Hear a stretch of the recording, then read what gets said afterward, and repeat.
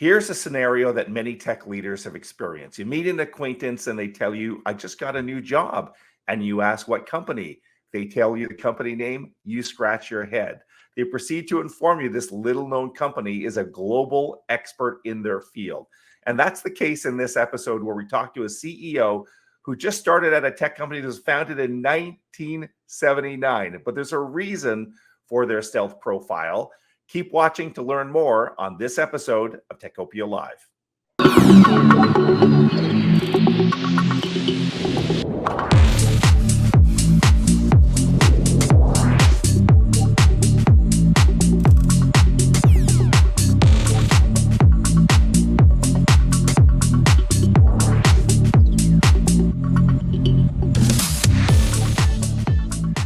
Hello, I'm Michael Curran from the Ottawa Business Journal. Welcome to Techopia Live. This is a regular podcast from OBJ that features executives from next generation technology companies.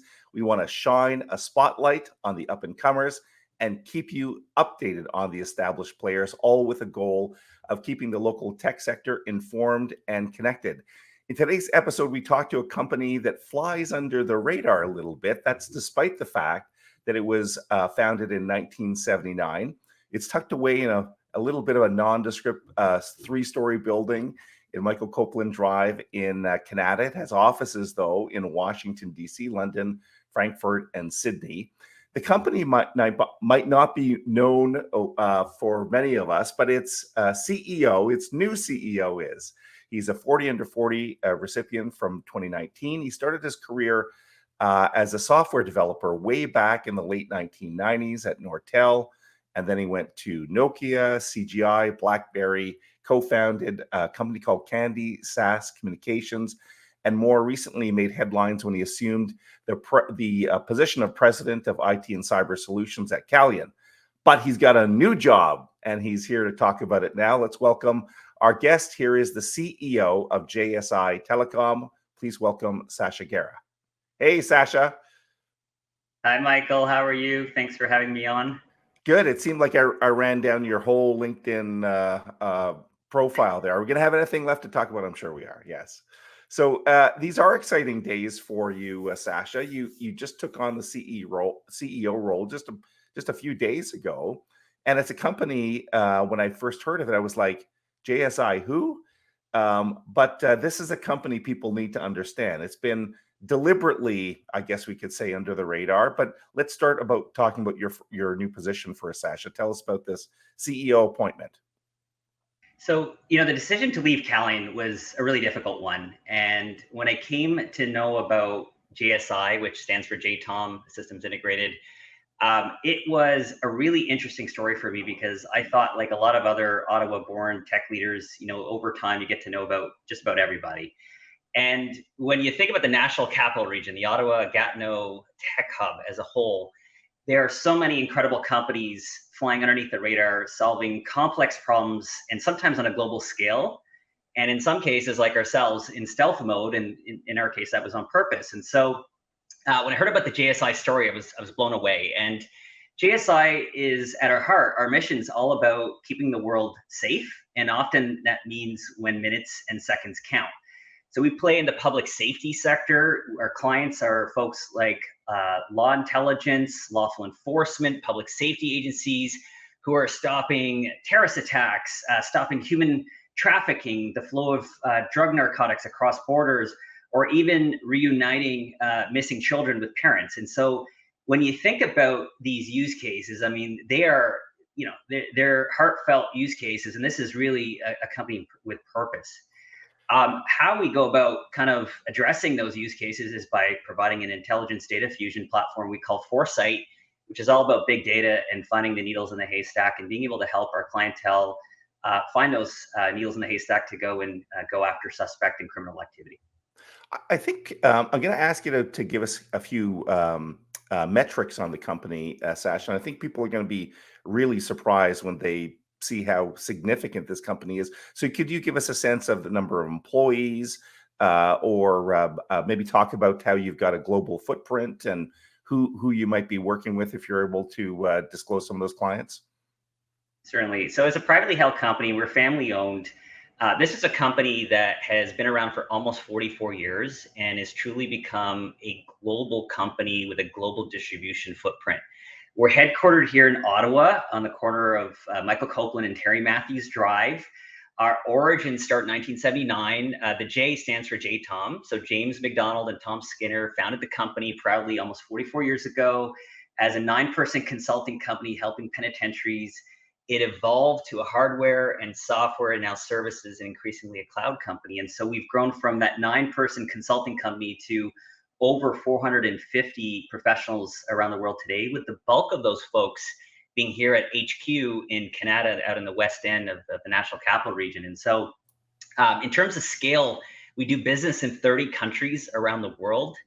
And we have offices in 6 of those locations. Of course, Ottawa, Washington, Frankfurt, Sydney, as you mentioned earlier, are larger sites for us. And so, our eyes are on continuing to grow internationally. We're finding new use cases outside of public safety as well, or into adjacent spaces. So we're very excited about where we might go. And that might even include some aspects of the commercial markets as well. Okay. And I'm curious, what was the expertise of the founders way back in 1979? Were they police officers? Were they technology people? Was it a combination of both? Yeah, the founder story is so incredible. And, Tom Skinner, who is the founder of the company, I believe he's about 80 years old, still comes into the office every day. Oh my His gosh. daughter, Mari, is now the executive chair of the board. And James McDonald's daughter, James, unfortunately, is not with us anymore. But his daughter, Deirdre, is still such a big part of the company. And so this is a family-led company. And, the case of Tom, an immigrant who came over, and was part of Bell Northern Research, right? So there's the Nortel tie all over again. I'm one of those as well. And, how many of those stories have we heard of people who started their career at Nortel or JDS or Newbridge or Cognos or, pick your favorite. It's one of those success stories. And there's even relationships that date back to, partnerships with Mitel in the hardware space in the early days. And so it's a bit ironic. I always found this interesting that if you look at JSI, JTOM, James and Tom, we're headquartered on the corner of Michael Copeland and Terrence Matthew Drives. But if you think about Mitel being Michael Copeland and Terry Matthews, it's a bit ironic that, there's almost a little bit of a tie and almost a relationship going back way back when, right? Yeah. Yeah. It's really one of those original companies. And people probably have driven by and said, I wonder what happens in that building. And we're talking about it here.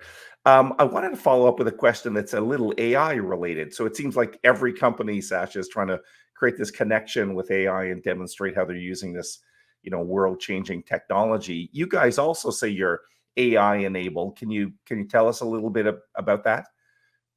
Yeah, no, for sure. And, if you think about platform shifts, each decade has its own, whether the last platform shift was all about mobile phones and now 5G, or the one before that about the web, or the one before that about laying the groundwork with internet. I have no doubts in my mind that this next 10 years is all about artificial intelligence, amongst other things. And AI is nothing new. It's been around for decades. It's just there's been step changes in the capability of AI to assist and essentially be a co-pilot for all of us in our personal lives, our work lives, et cetera. When you look at JSI's mission, which is all about helping to save minutes and seconds count, being able to find the needle in the haystack, being able to digest big data when we are embracing data from multiple sources of communication, being telephony, messaging, open source intelligence on the web, or closed caption video, being able to harness the power of AI to do things like predictive and analytics has always been a part of JSI's kind of DNA. And if you think about the people who are using our platforms on the other side, they need to be able to do their jobs effectively. They can't go through hours of information trying to look for a certain object in a video, or being able to transcribe speech to text, et cetera. And so AI has always been a part of what we do. And now with the advances in AI, we're able to do our jobs more effectively, and perhaps even get to a point where we have a co-pilot helping us be more productive in our daily jobs. And so we are becoming a company that is AI centric from the inside and out. And it couldn't be more excited about where we're going with that. All right. Thank you, Sacha, for that. We're going to pause our conversation for just a second to recognize the sponsor of this episode. Here is Number Crunch. Number Crunch is an Ottawa-based firm that allows you to strategically outsource your financials, especially if you're a technology startup or scaling your business. Number Crunch services range from bookkeeping to payroll to full virtual CFO services, including fundraising preparation and cash flow forecasting. Led by Susan Richards and Craig Hung, Number Crunch is supported by an established team of financial professionals who have advised and supported hundreds of firms. Number Crunch's cost-effective subscription model affords you the right expertise for every stage of your business. Let Number Crunch help your company mitigate risk by ensuring proper accounting procedures are in place, providing you with strategic input and scaling along with your business. For a quote on outsourcing and accounting, please visit numbercrunch.ca. Number Crunch, strength in numbers. All right, we're back talking to Sacha Gera, the new CEO of JSI. And we're going to turn the conversation a little bit here, Sacha. I think we have lots in common, but one of the things that for sure we share is a passion for the local tech sector. And as indicated off the top, Sacha, you've been part of it for almost 25 years now. So you and I often have offline conversations on where the local tech sector is going and how we can optimize it. But maybe you can give me your perspective on what's happening in Ottawa these days. Michael, it's kind of, I guess my opinion will be a bit of a dichotomy. I'll talk a little bit about what I'm super excited about, and then I'll talk about a call to action. What I'm super excited about is, if you think back of early 90s, early 2000s, incredible momentum. I mean, Ottawa truly was on the map as a tech hub, maybe a top 5 globally.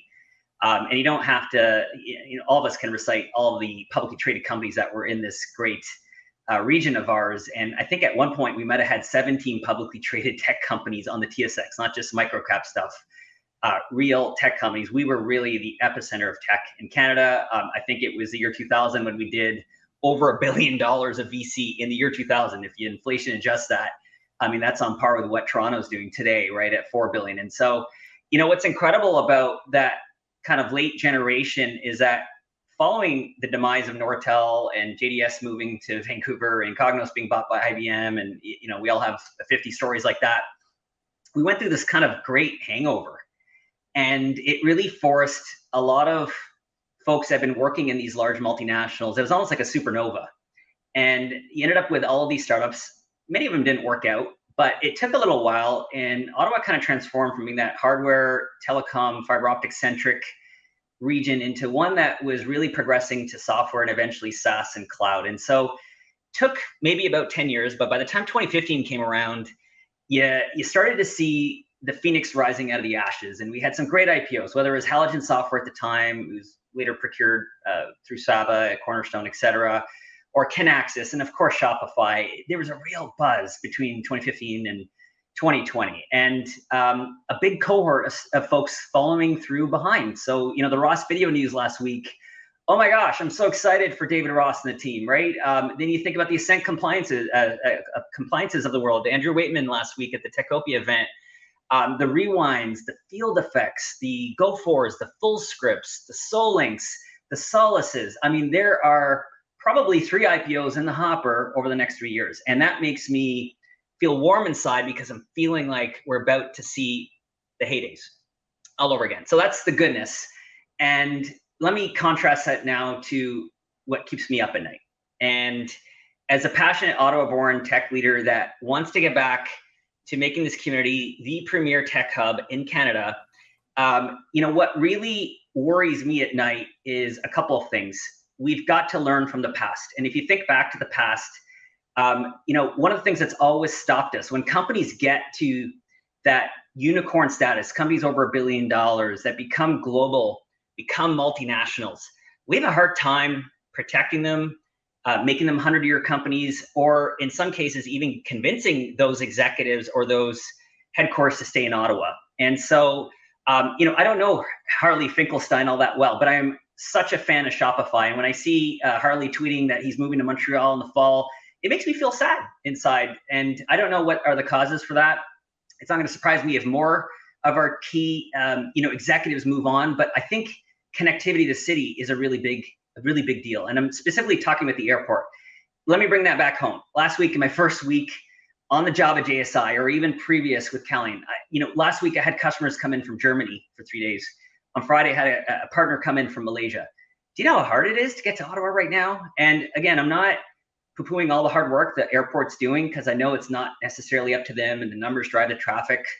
But I'm going to just go out on a limb here for a minute. When you think about cities like Edmonton, who are non-hub cities, I'm not going to compare ourselves to Calgary, but Edmonton, a similar sized metro area to Ottawa Gatineau, who does far more traffic than we do. Why is that?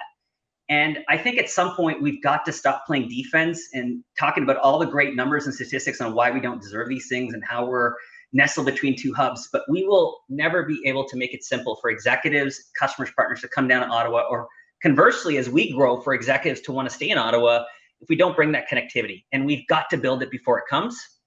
I know that's hard, and sometimes it's going to need leadership and money from the city or Ottawa Tourism or various other forms of government. But we've got to advocate for this, because it feels like we're on the cusp of some of that starting to happen all over again. And if I may, just for a minute, I also think the downtown right now, there is a urgent call to action. Su Ling Ching, I'm on the Ottawa Board of Trade. People like Hugh Gorman, Ian Sherman, we all feel very passionate about this, and it's a train wreck ready, waiting to happen. You don't have to look far. Look at San Francisco and the vacancy rates and all the crime downtown. We've got to bring all levels of government to the table and start talking about real visionary solutions to this. I'll pause there, Michael. Well, I think you touched on something that is reflected a little bit in our coverage too. It's a tale of two cities, right? You've got these runaway successes. As you indicated, Ross Video last week, heading to a big IPO, making this $250 million investment in the cloud. At the same time, I think you're right. The city is at a very, very delicate position. So there's reason to be optimistic, but there's reason for us to feel concerned, Sacha. I think air connections is one of them. I think downtown, you're bang on. I don't think people are fully realizing the potential for the downtown to slide backwards. We've seen it with the Byward Market, and it's going to take a long time to turn around. So what's your issue? This call to action. I like this. I like that phrase. You teased it before. So the call to action, and I'm going to split this up into two fronts. When it comes to technology specifically, we are a tech hub with incredible under the radar companies and those that are well known. I think if somebody really did an audit of all the greatness in this, I think we sometimes, we do punch above our weight as a metro area of 1.6 million people. But the call to action is that we have too many disparate voices representing tech in Ottawa. I am, grown up in the West End, so God bless Terry Matthews and Hub 350 and KRP. I love what Mike Tremblay is doing with AreaXO and Invest Ottawa, and Nick and the team with the scale up piece. I like what Gatineau is about to do with the Innovation Center and maybe building their own version of Bayview Yards. But the matter of the fact is we don't have one united voice. And at one point a few years ago, when Ottawa bid on HQ2, for Amazon, that was an interesting exercise because it really brought everybody together. And more recently, with some of the work you're doing with EY, Michael, it's the first time I feel like the downtown crew and the Canada crew are starting to talk to each other, and we need one voice for advocacy. And whether that tomorrow is the Ottawa Board of Trade, whether it's someone else, but we need leadership from the mayor to say, here are the swim lanes. We need to bring people to the table and make sure that we're all singing from the same song sheet. And I think we got close to that, some years ago, the Vest Ottawa and the Why Ottawa campaign, but we've got to do that. On the flip side, my call to action on downtown is that we need to get all three levels of government together. I think Su Ling issued the press conference of the Ottawa Board of Trade.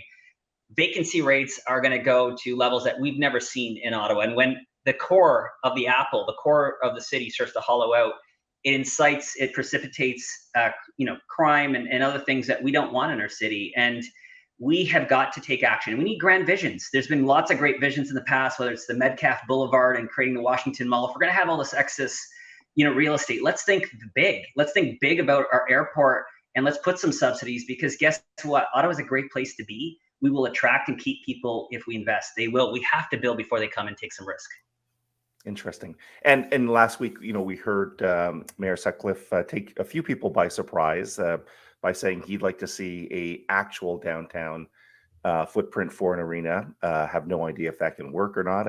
Not sure if he knows. He's throwing it out there because we need, to your point, we need to think differently and find some traction on some of these issues. Well, and I salute you, Sacha, for caring about this. You're passionate in your work, but you're passionate in your commitment to the community too. Listen, we're going to start wrapping up here in a second. You mentioned EY a second ago. EY is our major sponsor here at Techopia, and they have this cool tagline, very, very effective: building a better working world. So when you hear that phrase, Sacha, what do you think? So I'm going to bring that back to JSI. Part of the reason I joined JSI, and as I think about the company, what really strikes me in my first week is how committed and loyal our employees are to this company. And it's not because of remuneration or profits. It's because they genuinely care about purpose. And this is a company with purpose. We are a company that helps keep the world safe every single day. Most of these folks that do their jobs that we enable through our AI enabled analytics platform called Foresight, most of these folks are unsung heroes. And so our employees give back every single day by making a great product that works, that helps keep the world safe, that is ahead of the game when it comes to AI. And I think that's what's really meaningful for us, and myself being part of JSI, is that always will trump the business dynamic. And that's something that we can afford to do, given that we're a privately held company, mostly family owned. And that makes me feel warm inside. And I know it does for our employees as well. So we're going to continue to do that and help keep the world safe, especially when minutes and seconds count. Great answer. And we'll wrap up by peering into the future a little bit at JSI, Sacha. So, 1979, massive success, global footprint, doing important work. You're stepping in as the new CEO. If you peer down the road a little bit, what do you see for JSI? I think it comes down to two kind of future-facing platform changes. The first is really around AI, and we've discussed that a little bit, but being able to leverage the step changes in AI to do more with less, to be more efficient, to be more accurate. We are just at the precipice of that platform shift. And certainly for us at JSI, being wholeheartedly trained from the inside out on all things AI, whether that's extending large language models or partnering with ecosystem partners that are helping us to move faster and further into the future, that's going to be really important for us. And it's been part of my training as I've grown up in Canada. How many times have we heard about partner, ecosystems, startups? I love organizations like LSpark and the accelerators that we have around town. And that's going to be important for us as we move forward. I think the second part for us is adjacent markets. We've invested heavily into our Foresight platform over the last decade, and being able to take that platform and maybe follow the lead of some of our competitors into adjacent commercial spaces. In the US, for example, Joe Biden signed an executive order last year that we've got to take care of our critical infrastructure, pipelines, water, nuclear.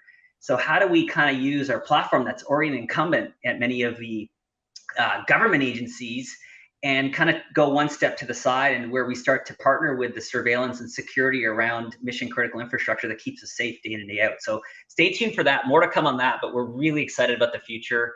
And as JSI's first external CEO, I'm super excited about the trust that the board and the owners have put in me, and I can't wait to see how far this thing goes. Oh, it's good. They picked a good CEO. So, Sacha, we want to thank you for joining us. As we've indicated, the first few days of you in the CEO role seat. You have lots on your agenda, but thank you for spending some time with us. Really do appreciate it. Michael, I got to say the same thing back. I've been reading the Ottawa Business Journal since its inception. We don't have a ton of local media coverage anymore around the stories that matter. So I want to thank you and your entire team for everything you do. We really appreciate it from the business community as well. Oh, very kind of you to say. That's Sacha Gera, the new CEO of JSI. Thanks, Sacha.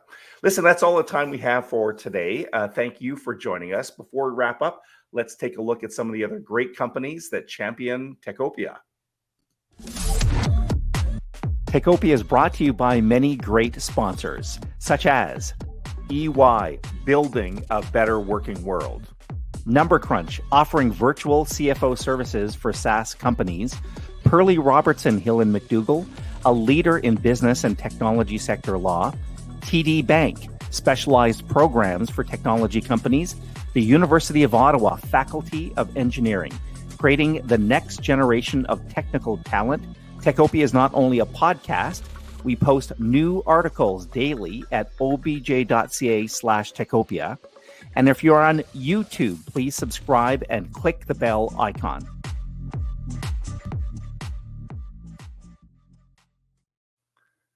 All right, great interview with the new CEO of JSI, Sacha Gera, someone that's doing a lot of great work in our technology sector. And there's many of these people. So as Sacha said, we got to work a little bit more closely together. And maybe the pandemic had us all in critical mode, but need to come together now. So we want to thank Sacha Gera. Wish him all the best at JSI. We want to thank you for watching and listening. And hey, did you hear the news? We've got a new Techopia magazine. That's right. You can go to techopiaeyinsights.ca. Techopiaeyinsights.ca. It's got a lot of coverage. We delve into the history of tech in the city. We take a look at the future, past, present, and future with three next generation or different generation CEOs. We got flagship companies. We get the whole thing. So go check out the magazine. It's easiest to read it on the digital edition. I want to thank you for watching and listening. Let's keep building Ottawa's technology utopia. That's Techopia. See you soon. Bye-bye.